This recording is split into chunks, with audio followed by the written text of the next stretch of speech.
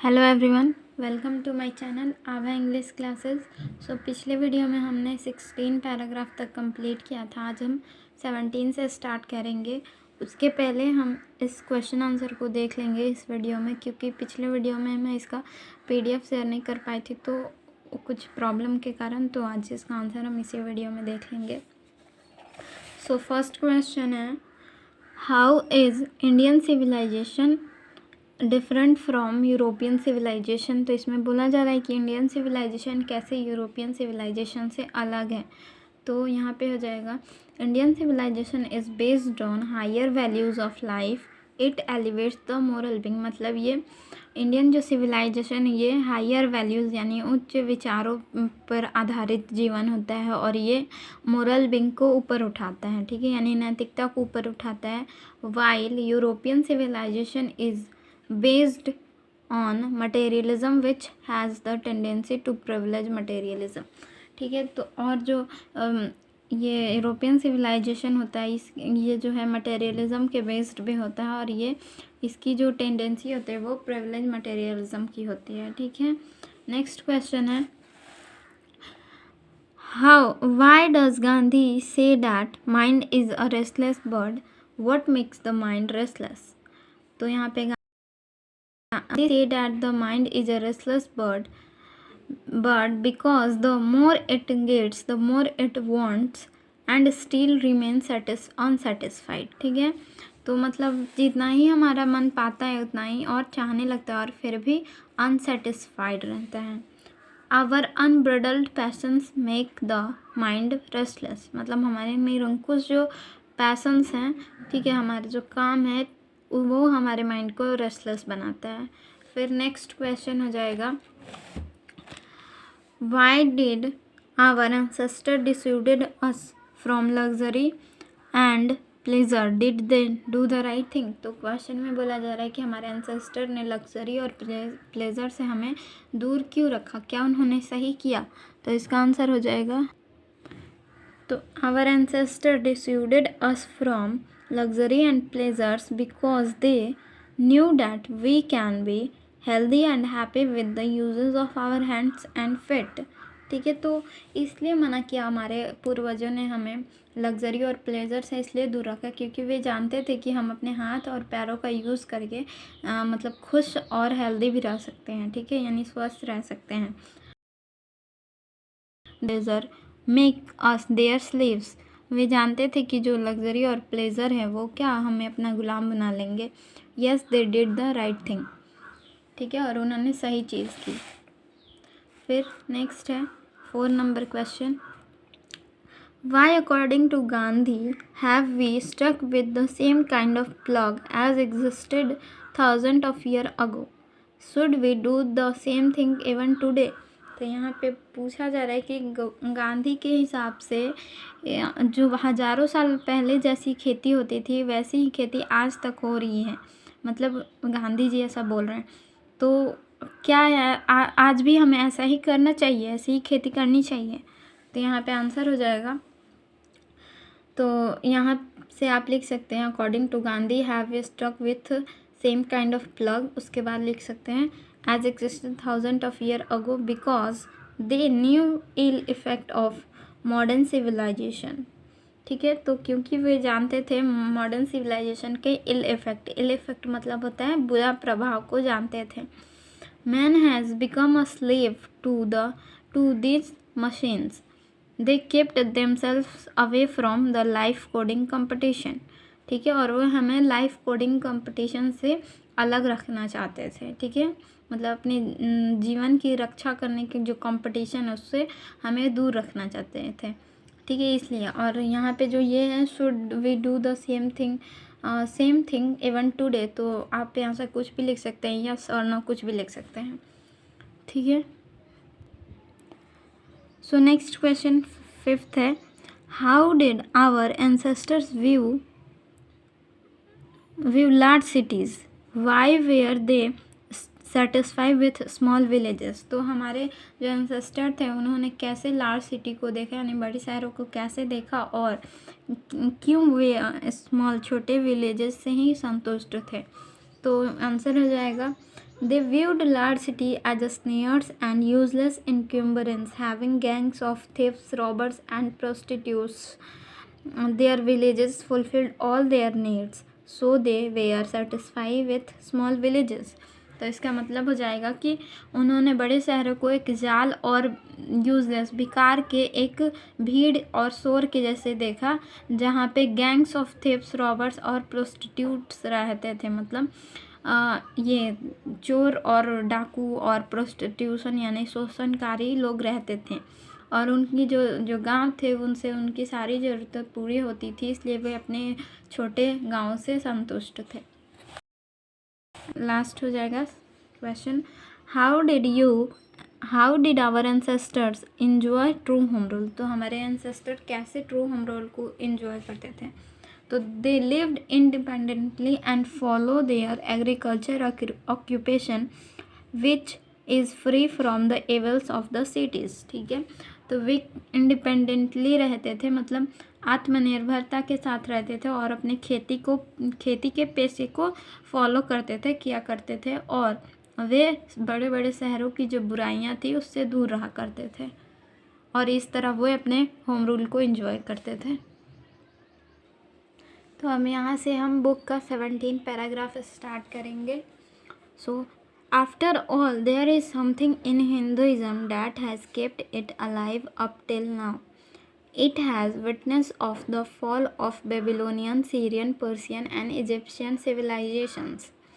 तो यहाँ पे गांधी जी बोल रहे हैं कि कुछ तो हिंदुइज्म में है, हिंदुत्व में कुछ तो ऐसा है जो आज तक इसको ज़िंदा रखे हुए हैं, और ये जो है गवाह है बेबीलोनियन, सीरियन, पर्शियन और इजिप्शियन सिविलाइजेशन के फॉल का, यानी पतन का एक गवाह है। ठीक है, cast a look around you, अपने चारों तरफ देखो। Where is Rome and where is Greece, Rome कहाँ है और ग्रीस कहाँ है। Can you find today anywhere the Italy of Gibbon और rather the ancient Rome, for Rome was Italy. तो यहाँ पे गांधी जी बोल रहे हैं कि आप कहीं भी गिबॉन के इटली को देख सकते हैं और एंशियंट रोम को देख सकते हैं, और जो कि इटली का रोम था, रोम जो कि इटली था। ठीक है, और यहाँ पे गिबॉन का मतलब हो जाएगा एक इंग्लिश 18th सेंचुरी के इंग्लिश जो हिस्टोरियन थे उनको यहाँ पे गिबॉन बोला गया है। फिर नेक्स्ट पैराग्राफ है, go to Greece, where is the world famous Attic civilisation. तो यहाँ पे बोला जा रहा है कि ग्रीस जाइए और देखिए कहाँ है वो अटिक civilisation, world famous Attic civilisation, मतलब जो दुनिया भर में मशहूर है जो सिविलाइजेशन, अटिक सिविलाइजेशन, वो कहाँ है। Then coming to India, let one go through the most ancient records and look around you and you would be constrained to say yes I see here ancient India still living. तो यहाँ पे बोला जा रहा है कि फिर आप भारत आइए और उनको उसके बाद उसके एंशियंट रिकॉर्ड्स को देखिए। एंशियंट रिकॉर्ड्स मतलब वेद पुराण जो भी रिकॉर्ड्स हैं, जो एंशियंट प्राचीन जो रिकॉर्ड्स हैं उनको देखिए, उसके बाद अपने आसपास देखिए और आप ये कहने पे मजबूर हो जाएंगे, यहाँ पे कंस्ट्रेंट का मतलब मजबूर हो जाएंगे कि यस आज भी मैं यहाँ पे प्राचीन भारत को जिंदा देख रहा हूँ। ठीक है, फिर नेक्स्ट पैराग्राफ हो जाएगा, True, there were dung heaps too here and there, but there are rich treasure buried under them। तो यहाँ पे बोल रहे हैं गांधी जी की बात सही है कि यहाँ पे गोबरों का ढेर है यहाँ और वहाँ, बट उसके नीचे बहुत सारा खजाना, ट्रेजर मतलब खजाना, ब्यूरिड मतलब दफन है उसके नीचे। And the reason why it has survived is that the and which Hinduism set before it not developed along material but spiritual line. ठीक है, और इसके आज तक इसके सरवाइव करने यानी आज तक इसके ज़िंदे रहने का मतलब इंडियन सिविलाइजेशन का ज़िंदा रहने का जो रीज़न है वो ये है कि हिंदुइज़म ने एक सेट किया है। ठीक है, कि वो एक मटेरियल के साथ नहीं डेवलप होगा, मतलब भौतिकवाद के साथ डेवलप नहीं होगा, बल्कि आध्यात्मिक लाइन के साथ डेवलप होगा, ठीक है, यानी स्पिरिचुअलिटी के साथ डेवलप हो रहा है। इसीलिए आज तक हमारा जो इंडियन सिविलाइजेशन है वो आज तक जिंदा है। 20 paragraph. Our civilisation, our culture, our swaraj depend not upon multiplying our wants, self indulgence, but upon restriction, want, self denial. यहाँ पे बोला जा रहा है कि हमारा जो सिविलाइजेशन है, हमारे जो कल्चर है, हमारी सभ्यता है, हमारी जो संस्कृति और जो हमारा स्वराज है, वो हमारे वांट्स को मल्टीप्लाई करना नहीं है, सेल्फ इंडल्जेंस में नहीं है, मतलब आत्मभोग में नहीं है, बल्कि हमारे वांट्स पे रेस्ट्रिक्शन लगाना, ठीक है, यानी सेल्फ डेनियल है, आत्म त्याग करना है, ठीक है, अपनी सुख सुविधाओं का त्याग करना है। फिर next 21, European civilisation is no doubt suited for Europeans, but it will means ruin for India if we endeavor to copy it. This is not to say that we may not adopt and assimilate whatever may be good and capable to assimilation by us, ठीक है। तो यहाँ पे गांधी जी बोल रहे हैं कि Europeans को, इसमें कोई शक नहीं है कि यूरोपियन सिविलाइजेशन यूरोपियंस पे शूट करता है, बट अगर इंडिया इसको एंडिव्योर करने की कोशिश करता है, यानी सॉरी इसको कॉपी करने की कोशिश करता है, एंडिव्योर मतलब हो जाएगा कोशिश करना, ठीक है, कोशिश करता है, तो ये उसके लिए बर्बादी का कारण बन जाएगा, उसके लिए बर्बादी होगा।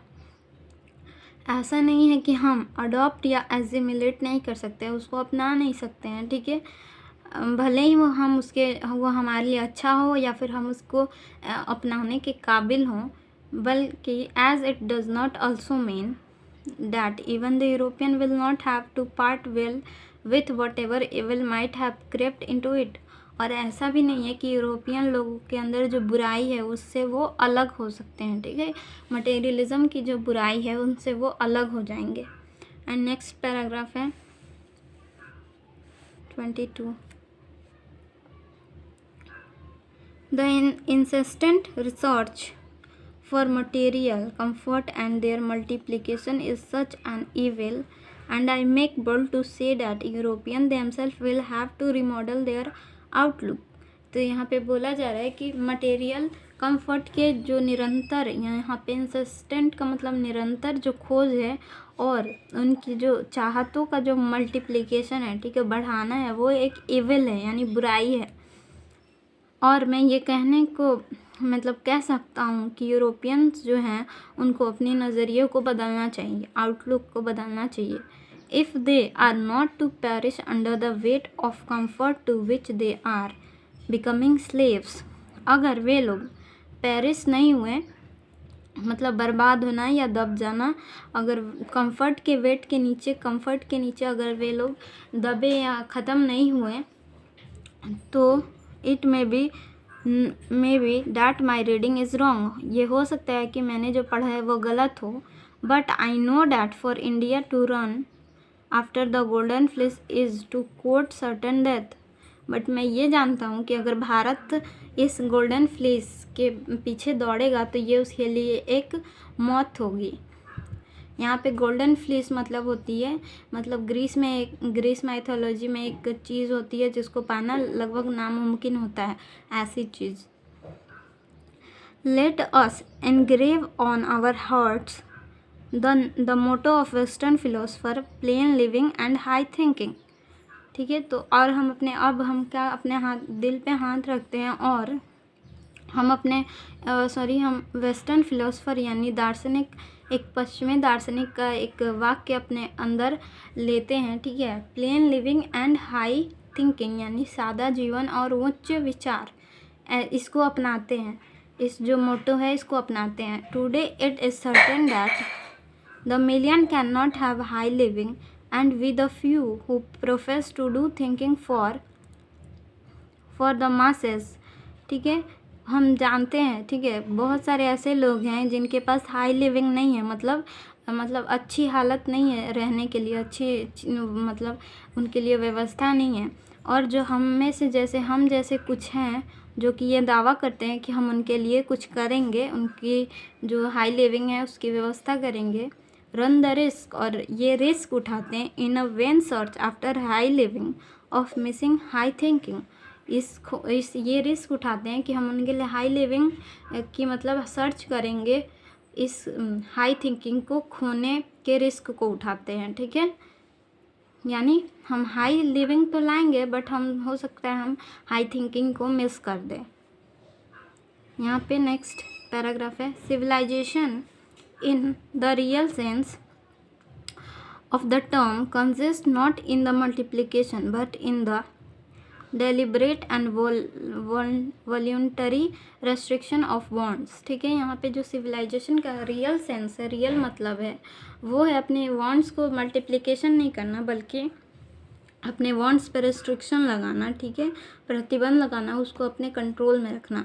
This alone increase and promotes contentment, real happiness and capacity for service. ठीक है, और जो ये अकेले ही आपकी जो खुशी है, संतोष है, कंटेंटमेंट मतलब संतुष्टि या संतोष है, जो खुशी है और जो सेवा करने की जो कैपेसिटी है उसको बढ़ाता है और बढ़ावा देता है। ठीक है, फिर नेक्स्ट 24 है, और certain degree of physical harmony and comfort is necessary. ठीक है, तो यहाँ पे बोला जा रहा है कि जो एक लिमिट मात्रा में कंफर्ट ज़रूरी होता है, but above a certain number of wants and satisfying them seems to be delusion and a snare. ठीक है, और एक लिमिट के बाहर जो हम अपनी जो वांट्स को मतलब अपनी इच्छाओं को लिमिट के बाहर अगर कर दें तो वह हिंड्रेंस बन जाता है हेल्प के बजाय।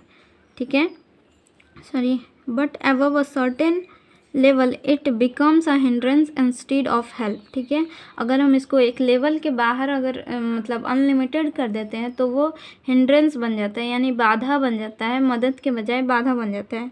Therefore the ideal of creating an unlimited number of wants and satisfying them seems to be delusion and snare. ठीक है, और इसलिए अनलिमिटेड वांट्स को क्रिएट करना, अनलिमिटेड इच्छाओं को पैदा करना और उसको पूरा करना, उसको मतलब पूरे करने की जो संतुष्टि होती है वो एक डिल्यूजन यानी भ्रम और एक जाल जैसी लगने लगती है। Satisfaction of one's physical needs, even the intellectual need of one's narrow self must meet at a certain point और डेड स्टॉप। ठीक है, तो यहाँ पे बोला जाता है कि जो सेटिस्फेक्शन है, द संतुष्टि किसी मतलब शारीरिक जो ज़रूरत होती है उसकी जो संतुष्टि है, इवन यहाँ तक कि इंटेलेक्चुअल नीड यानी बौद्धिक जो नीड है, बौद्धिक ज्ञान की जो ज़रूरत है, आत्मा की जो बौद्धिक ज्ञान की ज़रूरत है, उसको भी एक किसी निश्चित पॉइंट पे, निश्चित बिंदु पे एक डेड स्टॉप मिलना चाहिए। ठीक है, यानी उसकी भी एक लिमिट होनी चाहिए। Before it degenerates into physical and intellectual voluptuousness. ठीक है, इससे पहले कि वो फिजिकल यानी शारीरिक और बौद्धिक वोल्ट्यूपसनेस में बदल जाए। यहाँ पे इसका हिंदी होगा कामुकता, और इसको इजी वे में हम बोल सकते हैं लालच। ठीक है, में बदल जाए। A man must arrange his physical and cultural circumstances so that they do not hinder him in his service of humanity।